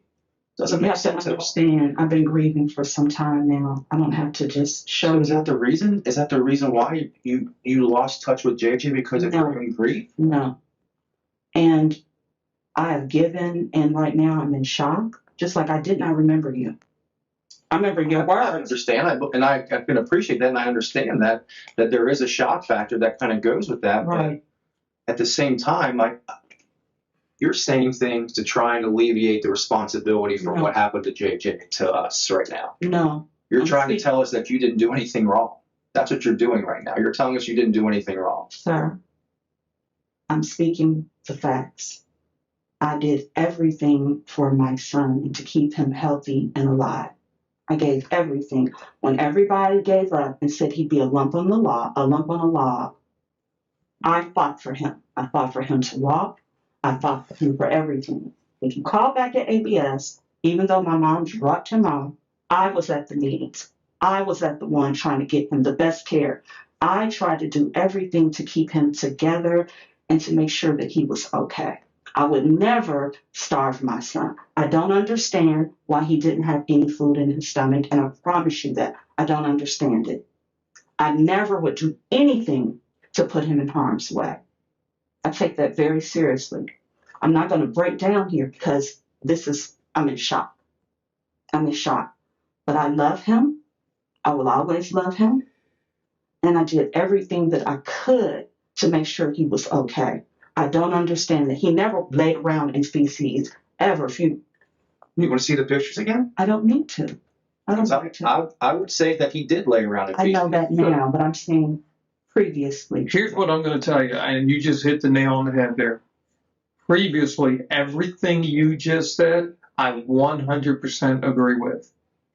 I wouldn't say one thing you just said was incorrect previously, but there came a point recently where you gave up and it was too much for you and you couldn't handle it and you stopped doing all those things that you just mentioned.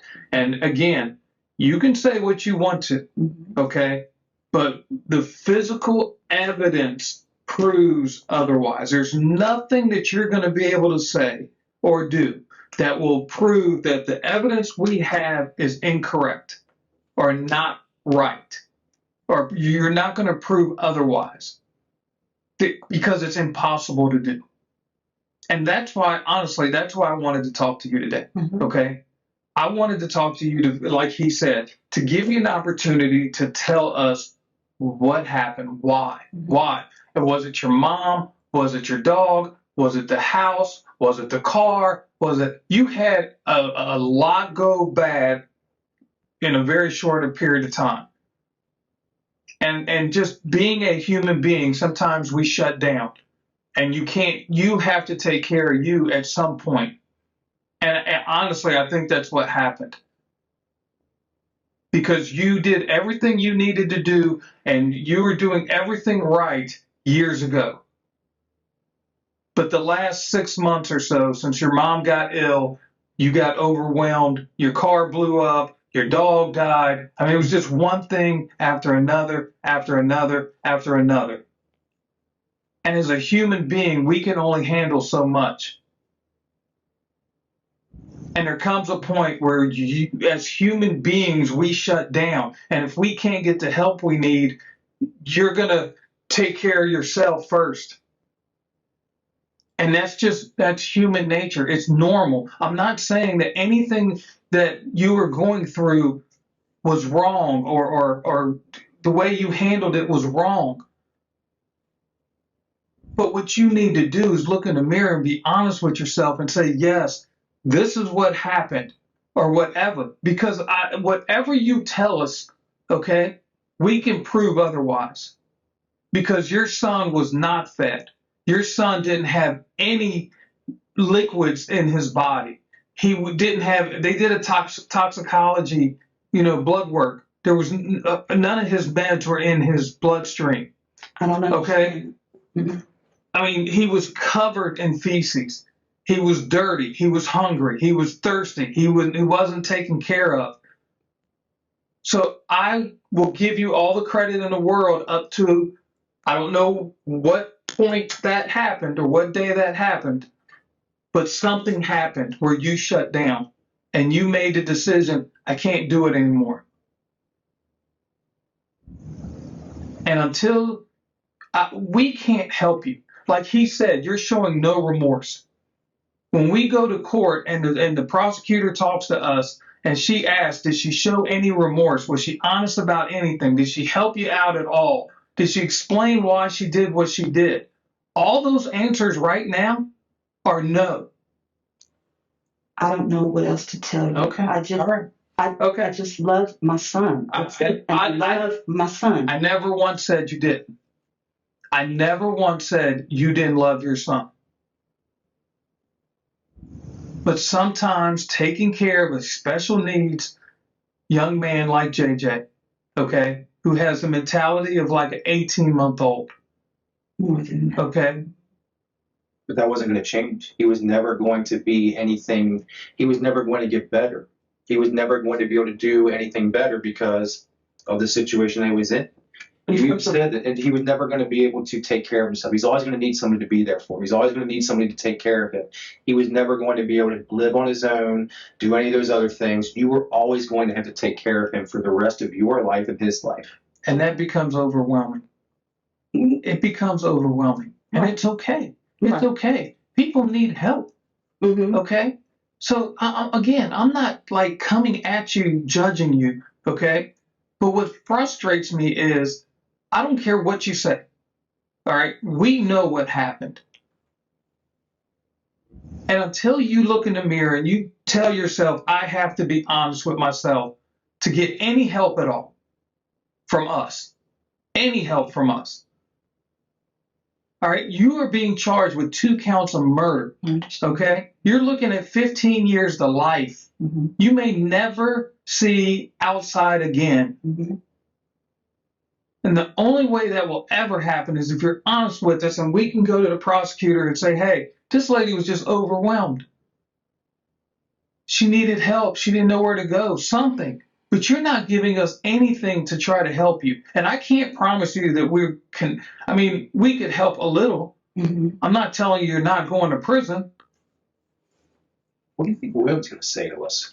I have no idea. We're going to find him. We're going to talk to him. I already told you that there's contradictions between the 2 of your statements with what he told us that night. Mm-hmm. And that night, based on everything that I heard, I feel like you guys were a strong, loving couple. I didn't really think that you guys were not anything what you just talked about today. Mm-hmm. I felt like you guys were known each other for a long time, had a relationship, went away from that relationship, got back into it again, and that you guys were a good couple, and just based on what I heard, I didn't think that it was a horrible relationship. Nobody described that any other way, but he's going to get an opportunity to talk to us as well. Mm-hmm. And I would expect that if he does talk to us, that he's going to be either contradicting what you said or he's going to do everything he can to point the finger at you. Mm-hmm. And he already has. I mean, his first interview, he pointed the finger. He put all the responsibility on you, practically. Mm-hmm. I mean, he's going to try to save his butt if he can. Mm-hmm.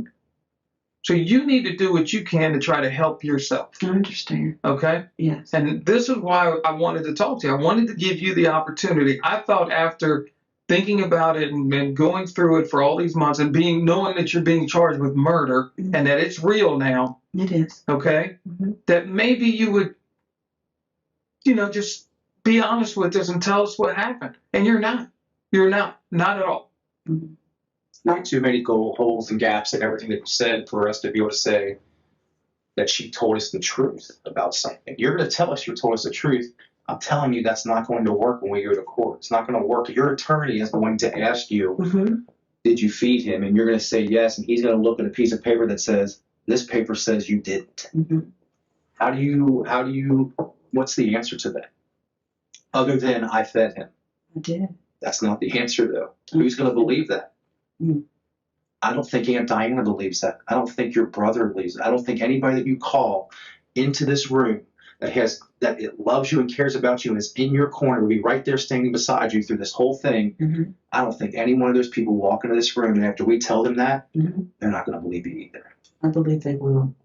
Then they are Good just luck. as delusional as what Good you are luck. right now at this. Because you're gambling with your life. It's not You even understand? about them right now. It's about me and. Well, you're right. It is about you. Mm-hmm. And you're doing everything you can to make it about you. And we are trying to do everything we can to be a voice for someone that can't sit here and talk to us and tell us those things. I respect that and I understand that. And I want to be able to have sympathy for what you're going through, and I do to an extent. But I'm also sitting here looking at somebody that is sitting here telling us things that we know aren't true, Mm-hmm. and they're lying to us, which we expect. We expect people to lie to us. But at the same time, you know what people that have remorse do? They tell us the truth when it hurts the worst. Mm-hmm. When they know that they're going to say words that come out of their mouth that are going to make it look like they did something they shouldn't have, but because they have remorse, and because they care about the person that they did something they wish they never did to them, their son, somebody they loved and cared about, Mm-hmm. that's what comes out in these rooms sometimes. I understand. But you're not there. You don't want to do that. And you're not going to have that opportunity to talk to us again because I don't think your attorney will ever let you do that. But we're going to walk out of this room now. And the last thing that we're going to sit here and talk to each other, we're going to go talk about this and tell the prosecutor is that she had the opportunity to apologize in a setting like this, to say, I'm sorry for making mistakes. I'm sorry for doing what I did. I had all this going on and I screwed up. I was overwhelmed. And I'm sorry that my son is gone. Do you take responsibility in that? I do not. That's where we're going to have the issue for the rest of this time while this is going on. Because if you don't take the responsibility in that, who's to blame? Whose fault is it that he didn't eat. I don't understand that. Here's something you have to understand. You're sorry that your son's gone, but it was your responsibility to take care of I him. understand that. And the reasons that he died were the exact same reasons or responsibilities that you had to take care of him. It was your responsibility to make sure he was fed. It was your responsibility to make sure he was taken care of. It was your responsibility to make sure that he was taking his meds. It was your responsibility to make sure he was cleaned up and taken out, in good condition. Mm-hmm. Every single one of those things that I mentioned weren't being accomplished. And it all falls back on you because you are the guardian. They gave you the responsibility. They felt like you were worthy of that responsibility for that human being. Okay? But do you? You hear you're nodding. It's that you say you understand that, but do you understand that we want you to realize that you're not taking responsibility for any of this? That you think that what you did was perfectly fine. You're sorry that he died, but I don't really believe that you are at this point. I'm having a hard time understanding you saying I understand when it was your responsibility to do these things. It was your responsibility to feed him, to clean him, to love him, to hold him, not to put him in a room on a cot that's covered in feces with restraints and a locked door in a room that is cold as can be, the coldest room in your entire house, with chemicals and detergents and nothing there for him to do other than lay on that cot. He could have done anything else. He could have sat in that room upstairs with you. He does. You're worried about not being able to take care of him and handle him. I'm going to tell you this right now. He was skin and bones. You could have done anything you need to do to control him physically. He was not that powerful. He was not that strong. Don't shake your head because he's not that strong. He's not that strong. You're stronger than him. You're bigger than He him. probably bigger than couldn't even stand. He barely, if he could stand up. Why would I need to do anything to, what are you doing? Because you said when he had seizures and all these things, he was violent. He had to do that. I Yeah, understand he the was. seizures, but Yeah. what about all the other times? Do you Why understand have to when stay in that room? people have seizures that they're more lethargic? No. They're lethargic. When they come out of their seizure, they're very lethargic. Okay. Well, I want you all to take a look at this. I had to call 911 a couple of years ago. We know. And they came out, and the first thing that they said, did he hurt you all? Because he was very, very aggressive. And that's how he was. He was very aggressive Wait, when? when he had a seizure. When he had a seizure. Mhm. Okay. How often did he have these seizures? He was having them very frequently. And is that because he wasn't getting his medication?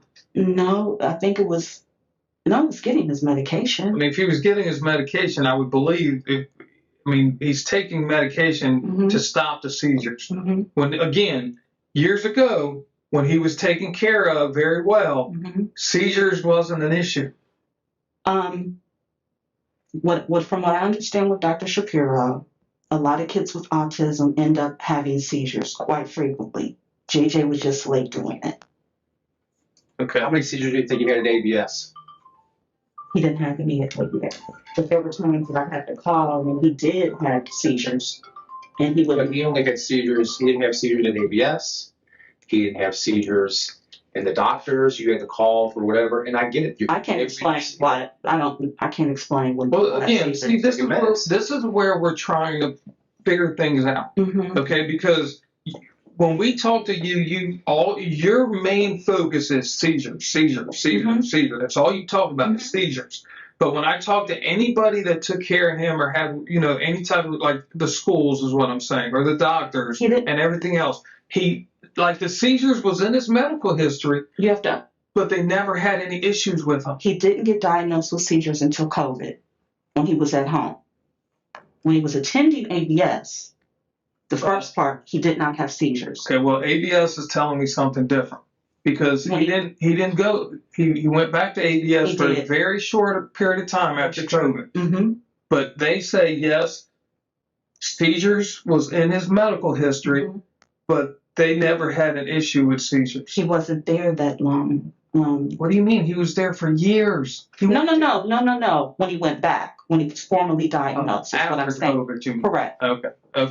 No, you're right. He was. And again, I could tell you as much about I think I could tell you as much about JJ as you could tell me about JJ Mhm. because I have done nothing but investigate this for the last 2.5 months. Mhm. I know everything about JJ. Mhm. I know everything about you, your family, and everything else. Mhm. So that's why I am frustrated. I want to give you the opportunity to do the right thing, but you keep doubling down and you refuse to tell us the truth because we know the truth. Mhm. Okay? That's why there's times where we come in these rooms and we don't know exactly what happened and we need to try to work that out of the person. Mhm. I know exactly what happened.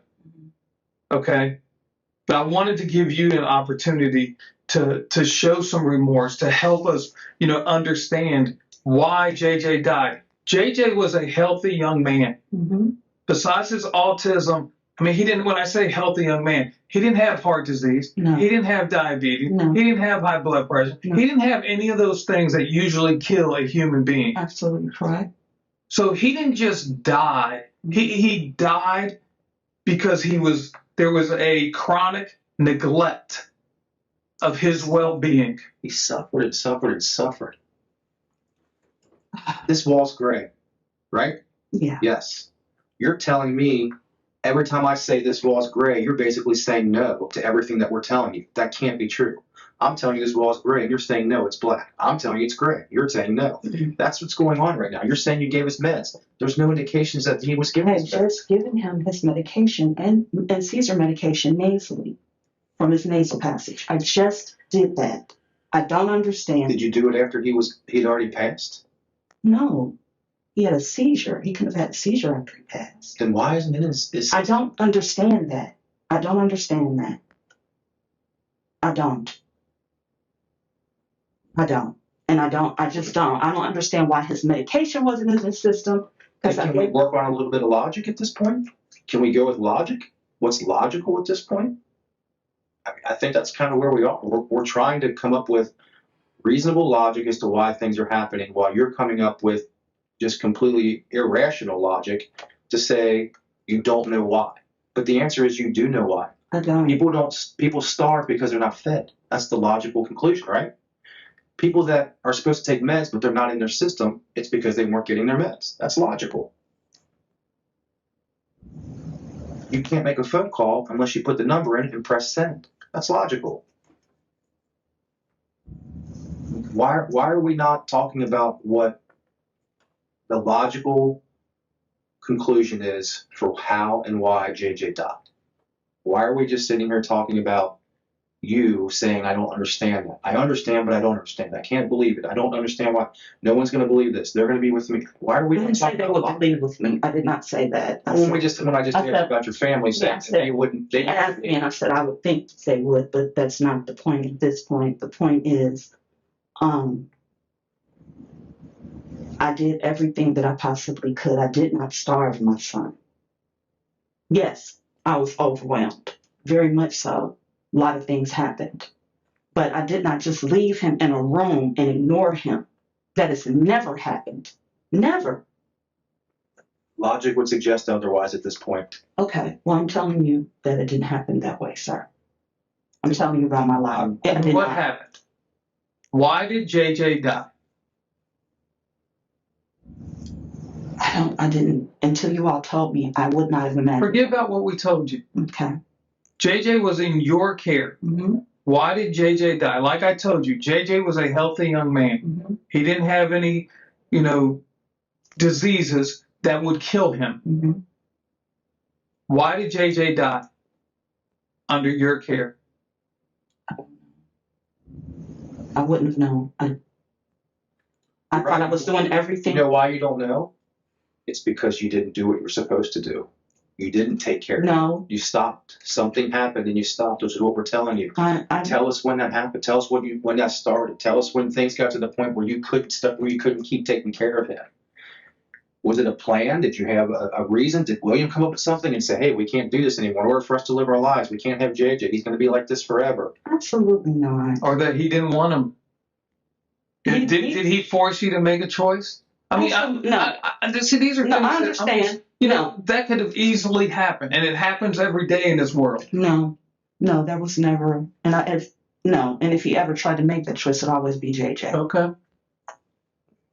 It would All right. always be JJ. And you again, I'm not going to take away what you did for the last 16 years for JJ. 15 and a half years. Actually 16 years. Because he just turned 17 a few days ago. Yes, he did. So you did a wonderful job taking care of a very highly needs person. That he needed someone there 24 hours a day. It's taxing. I get it. I understand. But I don't, again, you can say what you want to. All right. But somewhere down the line, and I'm going to ask you again, there was a point where you couldn't do it anymore. Not that you didn't want to, not that you didn't love him, not that you didn't want the best for him, but just mentally and physically, because of your illnesses, you could not take care of him. It may not even been a choice. But there was a point where you stopped. I pushed on.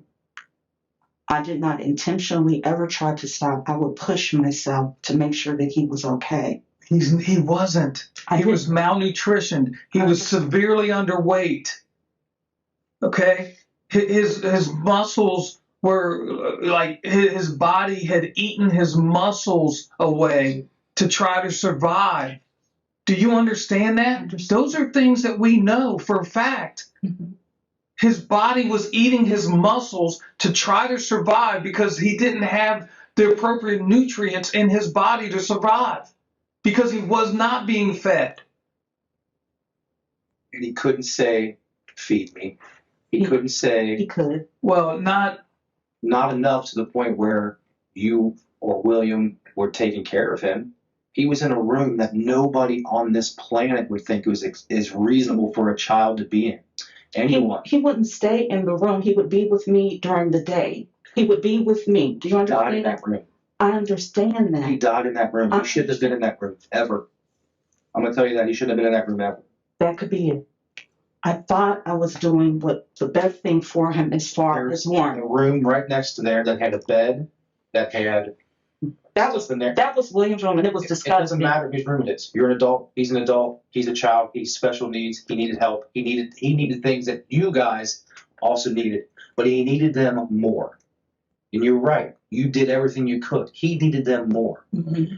But at some point, more was for you and not him. No, there was never more for me. Never. Never. That's not true. Well, I will tell you that you've been eating. You've been drinking.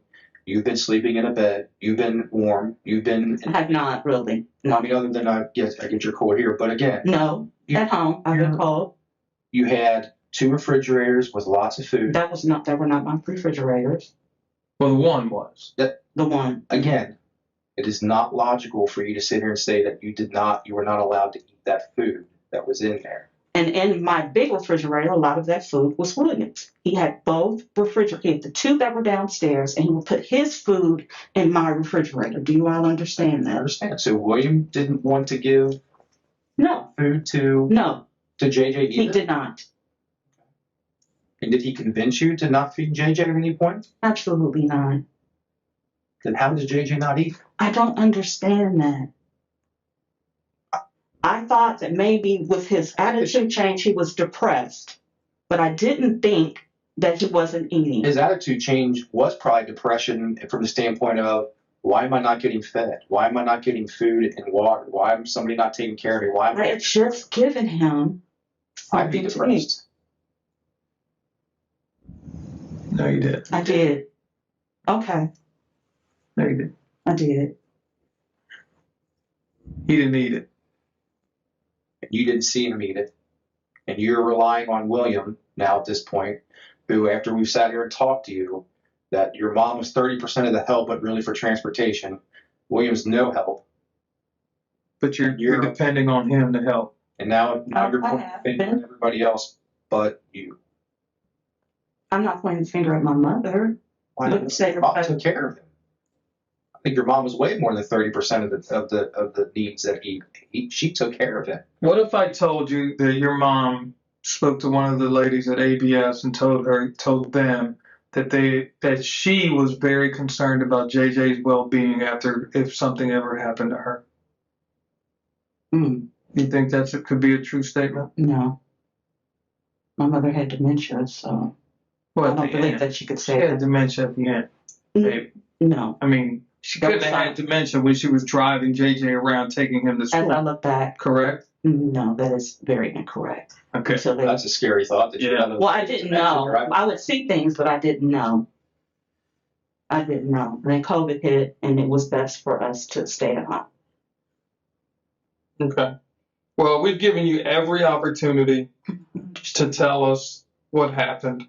And I will tell you, it's my opinion, and I think Lieutenant Wiltshire probably feels the same way. You're just doubling down on the lies, and you're trying to protect yourself. But in essence, I think what you're going to do is end up hurting yourself even more. I'm really not trying to protect myself. I'm trying to give you. Here's what's going to happen. If we go to court, okay? If we go to court and you sit in courtroom and you say, no, I fed him, I did this, I did that, everything else, and we show that he had no food in his belly, you're going to look like a fool in court. No one's going to believe it. They're going to have a hard time doing that as well. Yeah, I can't believe an attorney would even do that. I mean, he may suggest you take a plea and be done with it.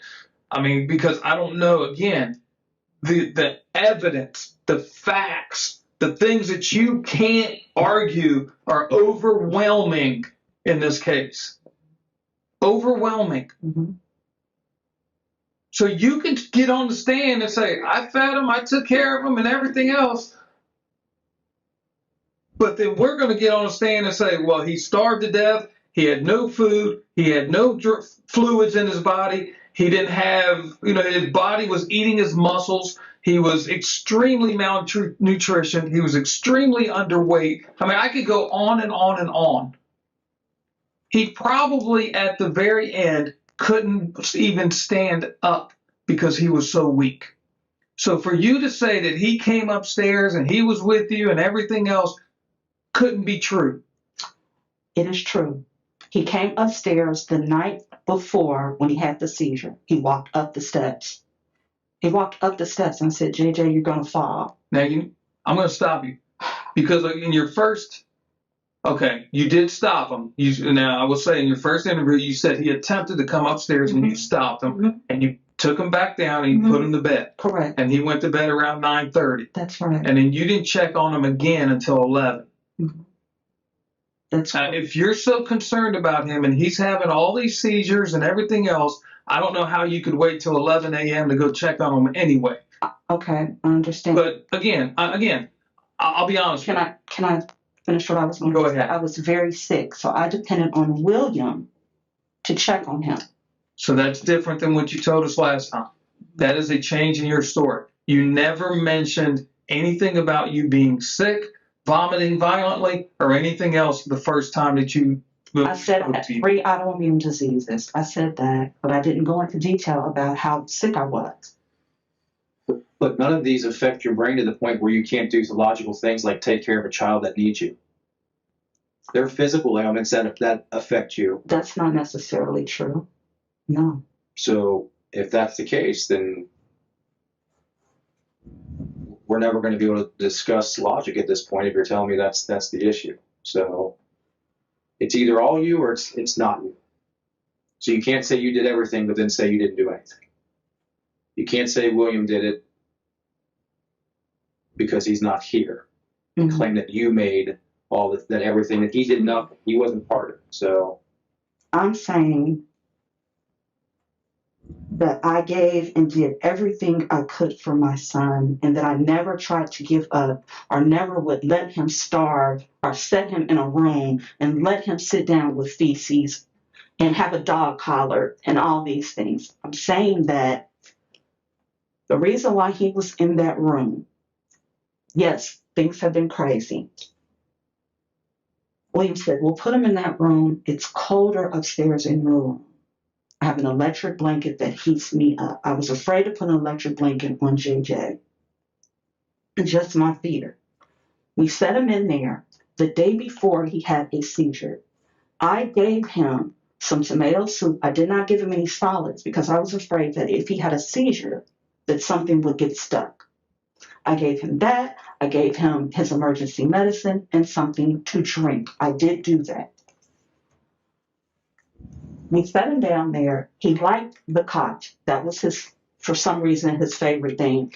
Was it stupid to have the things? Probably. But after a seizure, when he had a seizure, JJ would get very strong and hit and bite and scratch. Understand? Let me finish. That night, he started walking upstairs. I took him back down the steps and put him back to sleep because I was afraid that if he got to the top level of the steps, he would fall and hurt himself. Would I intentionally hurt or starve my son? Never. Never. And what's sad about his death, I feel like my soul has been ripped out of my chest. For you to insinuate that I show no remorse is ridiculous. I am grieving. I've been grieving for a long time. I tried to cooperate a lot with you all. When I saw him downstairs, my mind was not right. I thought I could wake my son back up. I thought I could wake him back up. I called for William. I screamed. He was just casually in the van. I'm sad that he's gone. That's what I'm remorseful for. I wish I could hug my son again. I wish this never happened. But me being a person that just not taking care of my son or my responsibilities, I've never been that way. Am I tired? Absolutely. Did I lose my mother? Absolutely. Did I care for my mother? Absolutely. Did I put a lot into her as well? Absolutely. But for me to withhold food, it's never been like that. Anything that he's wanted, if I can't eat, he can eat. Do you think that you're saying you're insinuating that I put stuff on myself? I haven't. Everything that I've done in my life has been about him. Couldn't get the electricity. William wasn't helping. Family could not help me. They were kind of helping during the process of my mom being buried. My point was to go to people working cooperatively and get help and call them as much as I could. They were like, electricians are hard to find. You're sorry. I went to my father. Didn't seem like he could help. There was nobody that could help us. What I did discover when I cleaned the downstairs, because I wondered why our electricity would go out at night, which it did.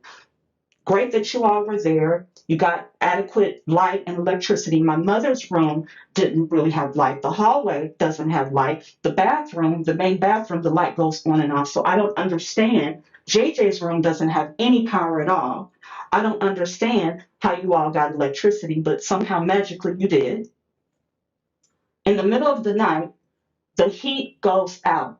But what I didn't know was that William was downstairs with 2 heaters that would pull. According to the people from Duke Energy, they said that we need a new wiring system, that ours was old. Try not to have too many things on at once, because if you do, you'll have to go down to the fuse box.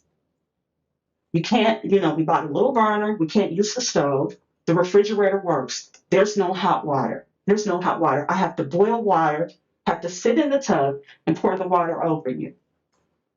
If you all look, you see all of the men's products. Those are not Williams. Those are the products that I buy for JJ. Deodorants, colognes, Suave body wash, Axe body wash, his toothbrushes, my mom's toothbrushes. That's the type of parent that I've been. I've advocated wholeheartedly for my son. And I understand that this gentleman said, Detective Kata, hopefully I'm pronouncing that correctly, previously, yes, it got overwhelming. But I did not know, in my mind, I thought by having this appointment with this new neurologist that I could get an opening as to maybe his medication.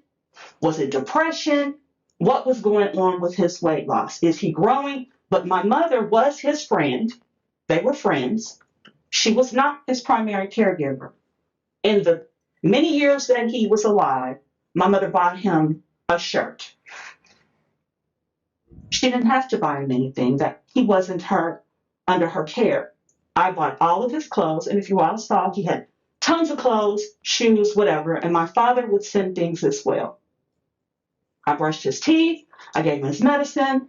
I was very much of a stickler. He needs this vitamin, he needs that vitamin, he needs cod liver oil, he needs flaxseed oil. Even when speaking with people at ABS, he had a special diet. Mom brought him there, but my mother, but I was the one who bought the banana chips and the juice and everything else. Yes, he did have a history of pica, but he had outgrown that thanks to ABS. Putting him downstairs, I didn't think that maybe he would get into anything to drink because he hadn't done that. He couldn't open a cap and drink. So I figured it was safe. My main concern was him being in a heated environment. It's him being warm. I didn't care about me being cold. The living room is warm when you get there, but in the middle of the night, because William would be pulling either being in the van or being downstairs, all of that goes off. The heat downstairs, I don't know how that works, sir. Maybe I've been tired. Maybe, I can say that I didn't have everything together, but I had been planning on making things right little by little to make sure that both him and myself were okay. So I put him in there. He had a seizure, and I'm like, okay, we're just going to set him in here. It's warmer.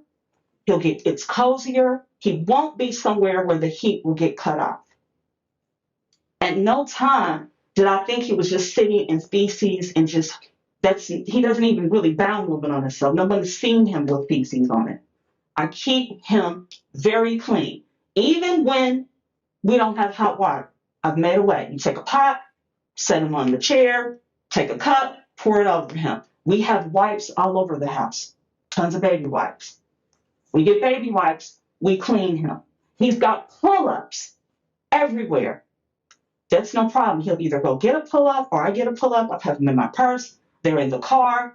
They were in the car before it burned up. I've always done what I could to make sure that he was okay. Yes, perhaps that morning, I woke up, I was very sick. My last bit of Lord help me help was to call these places to see if my mom had something, so we could get this electricity fixed.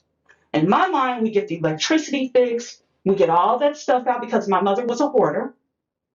Get all that junk out, clean it up, get these people to help, or maybe by then people working cooperatively would have called us. We get it together and live in a safe house. Or if they couldn't do it, sell the house as is, get the stuff out, and JJ and I go somewhere where it's neat and clean. It's always been about JJ. Always been about him. Always. It wasn't that I got so much into myself that I'm feeding myself or William or whatever and neglecting my son. He's been priority. He has his own plates. He has his own cups. He has his own food when I have it. Now, there has been some days where it's been a little leaner. My aunt has sent Instacarts. A lot of the food in the refrigerator did not belong to me. William had a refrigerator downstairs. He would go and he would sometimes eat our food as well, and his food. But at no point ever would I just go, oh, you know what? I'm overwhelmed. I can't do it. I'm not going to feed my son. I would feed him. That particular day, because I was sick and William was there, and in a bag, I don't know if you guys saw these little baggies with these little applesauce cups and breakfast bars, which were his treats. Can you give him this for me, please? I'm not well. He said yes. And I believe that he would do that day. I don't know why the medicine isn't coming up. I don't know why it's saying that he wasn't fed, because I fed him. When we were at the hotel previously, William would wake up. He'd go to the breakfast bar for a continental breakfast. He'd come and get blueberry muffins and granola bars. That was a snacks that I didn't have to buy. So at this little bitty confined area, JJ would go whenever he wanted to, but he'd have to have the bananas. I always had fresh fruit. He wasn't even a junk kid. You're not going to see, if you see soft drinks, it's me. I don't even think he's ever had a soft drink before. He drinks water. He drinks juice. I cooked for him. I've done whatever I possibly could. I don't understand why he didn't have food in his system. That wasn't intentional. It wasn't like I was just so lax. No matter how sick I am, no matter how tired I am, he's been my first priority. He's been my first priority. I don't just sit him in there all day. He gets up, he comes up the steps, he eats, we do work. He's around me all day long, and he's fine. We've got things on YouTube that he specifically likes. We have books that he has. There are things that he does. My aunt buys him books, his things he loves to bird watch. When the dog was alive, he grabbed his book, he'd get the dog, and they go out on deck, and that was their relaxing moment. We do work, he'd come back in, drink a little, eat something, and then go back outside. I've never intentionally or tried to ever neglect him. I thought I've been doing the best that I could, and I thought I was feeding my son. I thought I was caring for my son. At no point did I sit there and go, well, I'm not going to feed him. I don't love him. I'm too tired. It's never been that. It's always been about him. It's always been about him. So you all could say you went in there and there was great electricity. That's not how it works.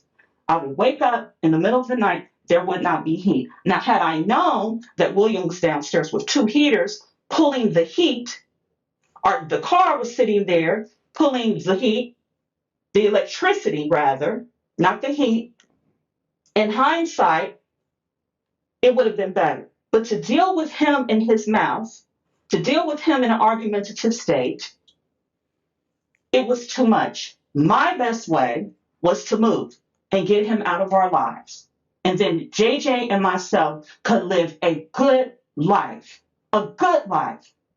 I worked hard to try to provide. I worked hard to have a good life. No, we don't have very much. My mother had showed signs in and out. I didn't know it was dementia, but she would drive, but she showed signs that some things weren't right. And it happened more so in COVID.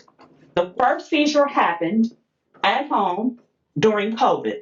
So when you guys interviewed the people at ABS initially, he never had it. We called Dr. Shapiro. He started having these grand mal seizures. But everything was about him. My mother could barely care for herself at some points to be able to care for JJ. I hear everything that you said. I believe that for the longest of times, that's exactly what you did to take care of him, just like Detective Ko said. I would never not take care. I would never withhold anything. If I didn't eat, if I didn't have things, he had things. He had things. He had food. It was there. It was there. You had plenty of food. That's not the issue. And Tamara, I'm going to tell you something. I'm not going to back down because I have worked on this too long. I've got too much information. I know too much of the facts to allow you to sit here and try to blow smoke to divert what we're focusing on. Okay? You were a good mother. Okay? You brought him up and you took care of him for 15 and a half, 16 years, whatever it was. But there was a point recently where you stopped, okay? Your body doesn't start to eat your muscles away, okay, just overnight. That is a long period of time. My dad had cancer, and I watched him go from 260 pounds to 160 pounds because he wouldn't eat. And his body, the only way his body could survive was to eat the muscle for energy. That's the only way. And that's exactly what happened to JJ. Over a period of time, his body ate his muscle, it ate its fat, it ate everything it could to try to survive. And it finally got to the point where it could survive no more. Because he was not being fed. He was not being taken care of. And you tell me, look at this room. This is the room that you put him in. Look at the clutter. Look how everything looks like. I mean, you gave him You gave him if the cot was there, you gave him a 2 foot by 3 foot area to be able to stand in. Well, It's worse than jail. I understand that. Okay? You can say it was the warmest area in the room. It was 56 degrees when we were there. You can say you didn't lock him in a room, but the lock shows on the outside of the door. You know what? This lock was there when we bought this. This lock has been You there. want to tell me that's his favorite cot? Look at the condition of it. Take the poop stains away. And I would It's claim it. frayed. I know. It's I a understand mess. I understand. Okay? I understand. Look at this. This is what he was living in. This is what he was laying in. It's not one day. That's a lot. Look at his diaper. You That can't wasn't. say that you changed him. I did. Okay? I did. Look at this. Look at it. Look at all the food in the refrigerator. There's no way a young man should ever die from starvation when you've got that much food in the refrigerator. That's not all of my food, but I did. Tamara, be a human being right now. Be a human being. Act like you have a little bit of compassion to this young man. Can you please lower your voice a little bit? I am. You are not. You are not. You're doubling down. You're lying. You're not telling us the truth. And I'm done with it. Okay. If that's what you want to do, you do it. And good luck in court. You didn't deserve this. He did not. JJ was 100% dependent on you to take care of I him. understand that. I understand that. And if you were doing what you say you were doing, he wouldn't have been as malnutritioned as he was. And I'm sorry for it. I miss him, and I'm sorry. I don't. I'm sure you miss him. I know you loved him. I'm not saying any of that. I will never say that you didn't love him. I will never say that you did your best. But I will absolutely get on the stand and testify that there came a day where you gave up. Mm-mm. Or made me not even gave up, just couldn't do it anymore.